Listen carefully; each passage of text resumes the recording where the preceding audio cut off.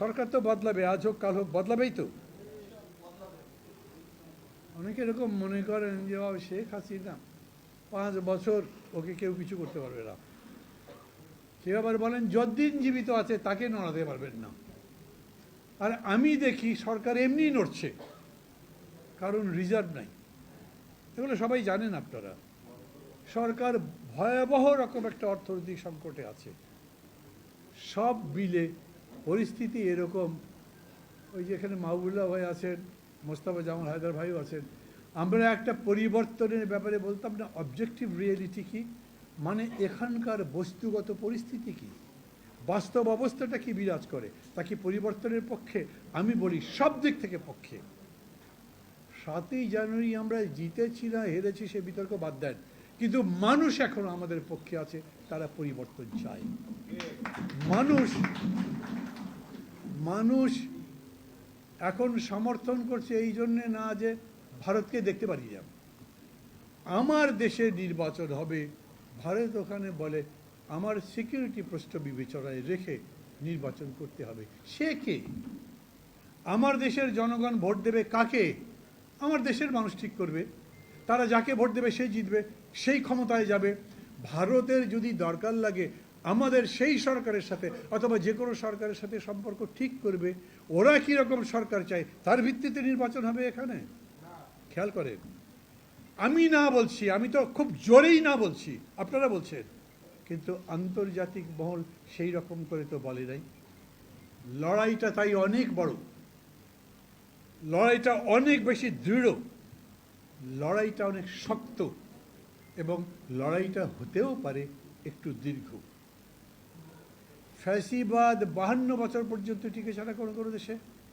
Franco কত বছর ছিলেন, হোস্নি মোবারক কত বছর ছিলেন, সুহার্তো কত বছর ছিলেন। আমরা দেখতে দেখতে দেখেন 15টা বছর পার হয়ে গেছে। যা ইচ্ছা তাই তো করছেন। আমাদের দেশ বিক্রি হয়ে যাওয়ার মতো অবস্থা হয়ে গেছে, তারপরেও আমরা ঘুরে দাঁড়াতে পারিনি। আমরা যারা আজকে এই লড়াইটা করব, আমি প্রথম বলি, এরকম হয়েছে না 12 দল ভারতীয় পণ্য বর্জনের ব্যাপারে এখানে একটা প্রেস ক্লাবের সামনে মানববন্ধন করতে দিয়েছিল। পুলিশ এসে ব্যানার ছিঁড়ে নিয়ে চলে গেছে। 12 দলের নেতারা বলেছে এই ব্যানার নিয়ে যান কেন? আমরা তো সরকারের বিরুদ্ধে বলিনি, ভারতের বিরুদ্ধে বলেছি। পুলিশ বলছে না, ভারতের বিরুদ্ধেও বলতে পারবেন না। তো এই পুলিশ কাদের পুলিশ? ওরা কাদের কথা বলছে? তার মানে দাঁড়াচ্ছে লড়াই করলে 12 দল একা করতে পারবে না। আমরা ভারতীয় পণ্য বর্জনের পক্ষে বলি বিপক্ষে বলি, তার মধ্যে রাজনৈতিক বিবেচনা আছে। বিপক্ষে আমরা কেউ বলেছি বলে আমি জানি না, কিন্তু একটা রাজনৈতিক লড়াইয়ে সেটাকে রূপান্তরিত করবার জন্যে আমাদের সবাইকে লাগবে। পণ্য বর্জনের কথা বলছি না, আমি বলছি ভাবেন আমরা কি মুইজুর মতো লড়াই করব? যেরকম শ্রীলঙ্কা লড়াই করছে সেরকম করে লড়াই শুরু করব? কিভাবে লড়াই শুরু করব?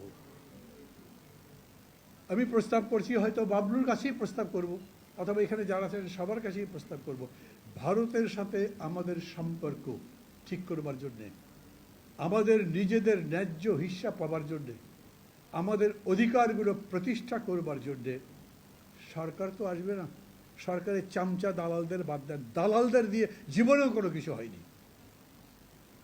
বাকি যারা লড়াই করে তারা সবাই এক জায়গায় আসে, যাতে অন্তত এই ইস্যুতে হলেও আমরা আলোচনা করতে পারি, আমরা কর্মসূচি দিতে পারি। 26 সালের আগেই হোক, যত আগেই হোক, তার আগেই যদি আবার একটা লং মার্চ করতে পারি, সবাই কি আসবে? সমগ্র জাতি ঐক্যবদ্ধভাবে সেরকম জায়গায় যেতে পারবে?